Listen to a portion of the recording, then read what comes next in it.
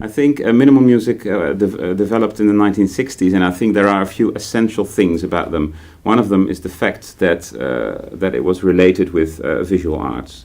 The composers who started working in the 1960s were collaborating or were good friends with visual artists. Those visual artists like Dan Flevin, who used TL lamps, like Donald Judd, who used objects which had one color, very clear forms, etc.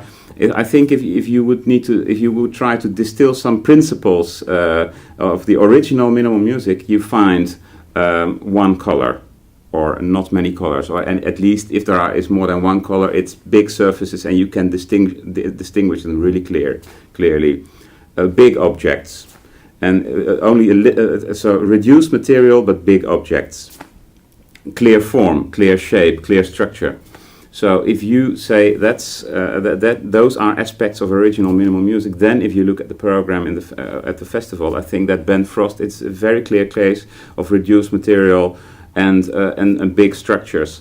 If you look at Steve Reich, it's more complicated because he developed his music slowly and organically into an area where you really cannot say that his music is minimal music anymore. But that's no problem because he's Steve Reich, and anyone is allowed to develop his material. Sure. But if you look at the music from Korea, and another aspect is actually that's in minimal music. That's the fourth aspect, is storytelling.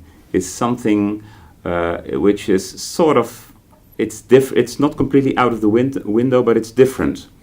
There is, so the material is developed in a process way, or anyway, the kind of storytelling which we knew from music before minimal music is simply, it's different.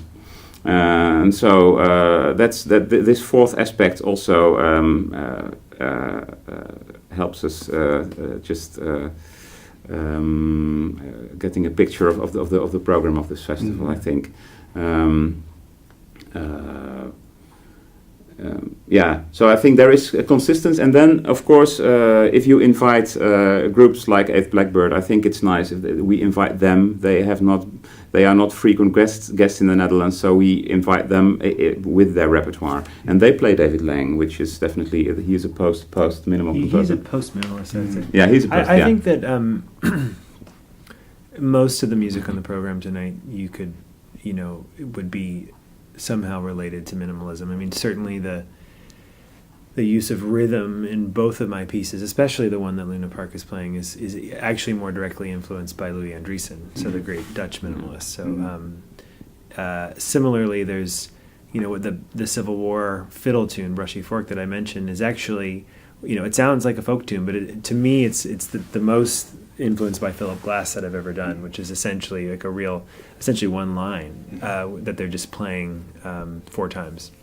So things like that maybe come across a bit more modernist or something, because it's going back in times in terms of this influence of folk music, but for me still have a kind of economy of the harmonic palette and the rhythmic palette is still quite, compared to if we were to invite some serialists or some people who are using much more and there is the aspect of repeated cells. Yeah.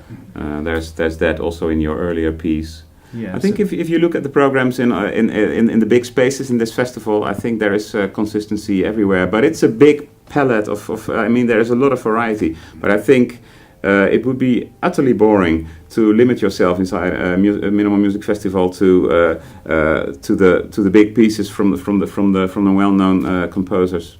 I think actually what's exciting in the 60s, Terry Riley and Lamont Young and these people were reacting against something, and now they've become, you look at Steve Reich and he's really kind of it's almost canonical. His works are becoming really quite part of the canon, and so it's an interesting moment for music where we have all these things at our disposal. We already spoke about the kind of the blurriness of where pop music ends and electronica begins and concert music starts, and it's not that we're trying to make a melting pot of these things, but I think it's quite exciting and for performers to have more options of the kind of music they But can look, play. if you say Lamont Young, he made surface music, big chunks of surface. I think of Ben Frost. If you look at Terry Riley, but also Lamont Young, they were also involved with music outside Europe. If you look at Philip Glass and Steve Reich, you are looking at repeated melodical or rhythmical cells. So it's all there already with the four original minimalists. It's all there. It's really all there. Yeah, it's so the explosion is already there.